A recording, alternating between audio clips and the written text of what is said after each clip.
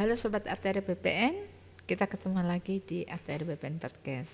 Kali ini saya bersama Ses Dirjen Penanganan Sengketa Konflik dan Perkara, Ibu Setiawantini. Apa kabar Bu Tini? Baik Mbak Yuli. Ya.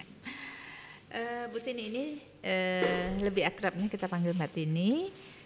Kita akan ngobrol tentang penanganan pengaduan terkait kasus-kasus pertanahan. Tentunya kita ketahui bahwa kalau untuk pengelolaan pengaduan itu berada di Biro Humas, tetapi salah satu tupoksi dari Dirjen 7 adalah menangani tentang kasus-kasus terkait dengan pertanahan. Bu Tini, yang ditangani oleh Dirjen 7 terkait penanganan pengaduan itu kasus-kasus seperti apa? Jadi gini Mbak Yuli, di Dirjen 7 itu menangani kasus pertanahan. Kasus pertanahan itu ada 3 sengketa, konflik, perkara. Nah kasus ini biasanya adalah memperebutkan atau mempermasalahkan kepemilikan atas bidang tanah yang sama oleh 1 orang atau oleh 2 orang atau lebih. Jadi 1 bidang tanah diklaim kepemilikannya oleh 2 orang atau lebih, itu Mbak. Jadi yang diselesaikan oleh Dirjen 7 atau yang ditangani oleh Dirjen 7 adalah penyelesaian klaim kepemilikan tanah oleh lebih dari 1 orang, itu Mbak. Di situ ada sengketa, konflik, dan perkara. Kalau begitu, apa sih perbedaannya sengketa, konflik, dan perkara pertanahan itu? Kalau sengketa pertanahan itu adalah perselisihan kepemilikan atas bidang tanah oleh 2 orang. Jadi misalnya antara saya dengan Mbak Yuli. Jadi hanya orang per orang. Itu bisa orang dalam arti yang sesungguhnya, bisa badan hukum dengan orang, bisa badan hukum dengan badan hukum, atau instansi pemerintah dengan badan hukum. Tapi kalau konflik itu adalah perselisihan kepemilikan atas 1 bidang tanah oleh 1 orang dengan sekelompok masyarakat atau dengan banyak masyarakat. Itu perorangan di sini bisa badan hukum, bisa instansi pemerintah, bisa BUMN. Nah, biasanya yang terjadi konflik-konflik pertanahan itu antara instansi pemerintah atau BUMN atau badan hukum dengan kelompok masyarakat tertentu. Nah, kalau perkara ini adalah perselisihan kepemilikan tanah yang oleh para pihak penyelesaiannya diajukan melalui lembaga peradilan. Nah, nanti dari Dirjen 7 ini bertugas untuk menangani kasus tersebut dengan beracara di pengadilan berdasarkan surat kuasa yang diterbitkan oleh Menteri. Kira-kira seperti itu Mbak Yuli. Kalau masyarakat ingin mengajukan pengaduan terkait dengan masalah kasus-kasus pertanahan, itu ada syaratnya nggak Mbak Tini? Nah, ini sesuai regulasi kita ya Mbak Yuli. Kalau dulu itu kita tidak membuat persyaratan terhadap masyarakat yang mengajukan pengaduan kasus. Akibatnya pengaduan kasus itu banyak sekali. Nah, kita untuk menanganinya di awal pun menjadi kesulitan karena informasi yang diberikan itu sangat minim di dalam surat pengaduan tersebut. Yang kedua, kadang-kadang pengadu ini tidak jelas identitas dan legal standingnya. Nah, di dalam regulasi kita yang baru, Permen 20 tahun 2001, itu kita mensyaratkan bahwa apabila masyarakat akan mengajukan pengaduan kasus pertanahan, mereka harus memenuhi persyaratan yaitu melengkapi identitas diri, surat kuasa, dan identitas pemberi dan penerima kuasa apabila dikuasakan. Artinya si pemilik tanah tersebut tidak mengajukan pengaduan sendiri. Kemudian yang bersangkutan juga harus melampirkan fotokopi bukti kepemilikan. Bukti kepemilikan yang dia miliki itu apa? Kemudian dia juga harus bisa menceritakan kronologis kasusnya. Kronologis kasusnya itu objeknya di mana, letaknya di mana, luasnya berapa, dan kronologis dia memilikinya seperti apa dari awal sampai pengaduan itu diajukan. Nah, kurang lebih minimal ada persyaratan itu, Mbak. Nah, kalau tidak memenuhi persyaratan tersebut, akan kita kembalikan kepada pengadu untuk dilengkapi terlebih dahulu. untuk dapat kita tindak lanjuti, kira-kira seperti itu, Mbak. Berarti kalau nggak ada legal standingnya itu tidak terpenuhi ya Iya. syarat untuk Iya. ditindaklanjuti Iya. pengaduan yang masuk. Iya, jadi kita akan menindaklanjuti terhadap pengadu yang memang punya legal standing terhadap tanah itu, baik dia selaku pemilik sendiri atau bertindak selaku kuasa. Gitu. Kalau pengaduan yang masuk, bagaimana caranya di Dirjen 7 ini mengelola pengaduan tersebut? Kan tentunya tadi kan ada perkara, ada sengketa, ada konflik. Nah itu pengelolaan pengaduan di internal itu sendiri seperti apa, Mbak? Nah kalau perkara itu mungkin lebih simpel, Mbak Yulia, karena kita mengikuti jalannya penanganan perkara tersebut di pengadilan. Dari Dirjen 7, teman-teman dari Direktorat Perkara itu akan beracara di pengadilan berdasarkan surat kuasa dari Menteri tadi yang saya sampaikan, dan mengikuti jalannya persidangan tersebut di pengadilan tingkat 1. Di pengadilan negeri itu di situ ada agenda-agenda sidang, membuat jawaban, kemudian pembuktian, pemeriksaan saksi, dan lain sebagainya sampai putusan pengadilan negeri itu inkrah. Kalau PPN di pihak yang kalah, nanti ada upaya hukum lain, bisa ke tingkat pengadilan tinggi, kemudian masih ada juga di kasasi dan peninjauan kembali di Mahkamah Agung. Nah kalau sengketa dan konflik itu relatif hampir sama, Mbak, hampir sama, dan Dirjen 7 itu menerima distribusi pengaduan kasus tersebut melalui aplikasi persuratan. Itu kalau kita menerima melalui daring, nanti akan kita seleksi juga persyaratannya dan akan kita masukkan lebih dahulu ke dalam aplikasi persuratan. Intinya kita menerima semua pengaduan kasus itu dari aplikasi persuratan, baik dari Biro Umum secara langsung ataupun kita distribusi dari TUPP. Nah setelah kita menerima Dirjen 7 sesuai regulasi kita yang baru, kita akan seleksi dulu, Mbak, apakah persyaratan yang saya sebutkan tadi sesuai yang dipersyaratkan di Permen 20/2001 itu terpenuhi. Kalau tidak terpenuhi, tadi saya sampaikan bahwa kita akan mengembalikan dulu kepada pengadu untuk dilengkapi terlebih dahulu. Kalau persyaratan itu sudah terpenuhi, persyaratan minimal tadi sudah terpenuhi, kita akan masukkan ke dalam aplikasi SKP yang kita namakan aplikasi Justisia. Nah, di dalam aplikasi Justisia itu atau melalui aplikasi ini akan kita distribusikan ke Direktorat Sengketa atau Direktorat Konflik yang mempunyai kewenangan untuk menangani kasus tersebut. Nah, selanjutnya proses penanganannya itu akan diupdate di dalam aplikasi tersebut by profile. Jadi setiap tahapan proses penanganan oleh masing-masing profil itu harus dan wajib diinput di dalam aplikasi SKP. Begitu, Mbak. Jadi nanti kita akan dapat memonitor perkembangan penanganan kasusnya tersebut melalui aplikasi. Khususnya ini konsumsi memonitor ini masih di internal kita ya, Mbak ya. Jadi mungkin pimpinan baik itu Pak Menteri, Pak Dirjen maupun Pak Direktur itu bisa melihat progres penanganan kasusnya tersebut by aplikasi tersebut. Itu, Mbak. Mbak Tini, ini kan begitu panjangnya ya proses dalam rangka menyelesaikan satu kasus. Kalau kita boleh tahu, itu berapa lama sih rata-rata menyelesaikan satu kasus yang ada, baik sengketa, konflik atau pertanahan? Apakah ada SOP-nya ya, Mbak? Jadi kita sedang menyiapkan draft SOP untuk lamanya jangka waktu penanganan kasus. Penanganan kasus ini kita bedakan sesuai klasifikasi, ada sedang, berat, dan ringan. Kalau ringan itu diharapkan dalam waktu 17 hari sejak gelar awal atau sejak ditangani oleh direktorat yang punya kewenangan untuk menangani tersebut, kurang lebih diharapkan 17 hari itu sudah keluar jawabannya. Kalau yang kasus sedang itu kurang lebih 48 hari atau paling tidak 42 hari. Nah, kalau kasus berat ini yang memerlukan waktu lebih lama itu minimal bisa sampai 82 hari kerja, Mbak. Karena untuk kasus-kasus yang berat itu yang punya permasalahan yang lebih kompleks itu tentunya kita memerlukan tahapan penanganan yang menjadi lebih panjang karena kita perlu juga berkoordinasi dengan instansi lain. Di samping kita mungkin akan menjadi beberapa kali kita melakukan penelitian untuk mengumpulkan data yang lebih komprehensif untuk mengambil suatu keputusan gitu.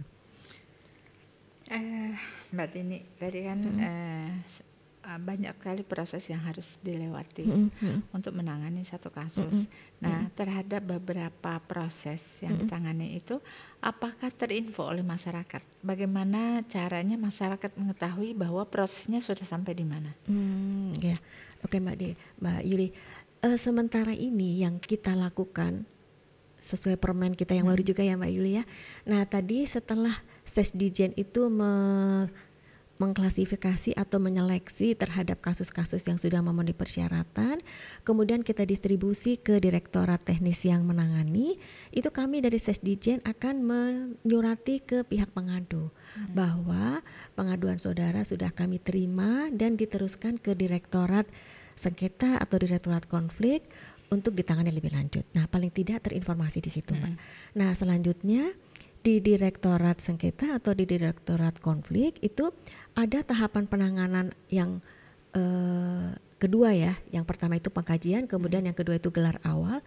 Di gelar awal ini adalah langkah untuk menentukan lebih lanjut terhadap penanganan kasus tersebut. Ada 4 alternatif penyelesaian atau tindak lanjut dari gelar awal tersebut. Yang pertama akan disurati kepada pengadu, artinya dari direktorat itu langsung bisa menjawab pengaduan masyarakat tersebut. Yang kedua bisa juga akan diteruskan ke Kanwil atau Kantah untuk meminta kelengkapan data pendukung yang diperlukan. Yang ketiga mungkin saja pengaduan tersebut ternyata kewenangan instansi lain. Misalnya Mbak, kewenangan mengenai masalah kawasan hutan. Nah, nanti akan kita teruskan ke Kementerian Lingkungan Hidup. Nah, yang terakhir ini mungkin ini akan ditangani lebih lanjut. Mereka akan menyiapkan kertas kerja penelitian dan surat tugas penelitian untuk melakukan tahapan penanganan lebih lanjut. Nah, di gelar awal ini juga akan diinformasikan kepada pengadu bahwa pengaduan saudara sudah diterima oleh Direktorat titik-titik ya sengketa atau konflik dan sudah ditangani di gelar awal. Selanjutnya akan ditangani lebih lanjut dengan tahapan penanganan selanjutnya. Baru itu yang bisa kita informasikan kepada masyarakat, Mbak. Nah, di dalam penanganan kasus itu ada beberapa tahapan yang tadi saya sebutkan. Pertama adalah pengkajian, yang kedua gelar awal, kemudian ada penelitian, ekspos hasil penelitian, kemudian ada rapat koordinasi, ada gelar akhir, baru diambil suatu keputusan penyelesaian. Nah, kedepannya sebenarnya saya berharap tahapan-tahapan itu paling tidak bisa diketahui atau diakses informasinya oleh masyarakat, gitu Mbak. Okay.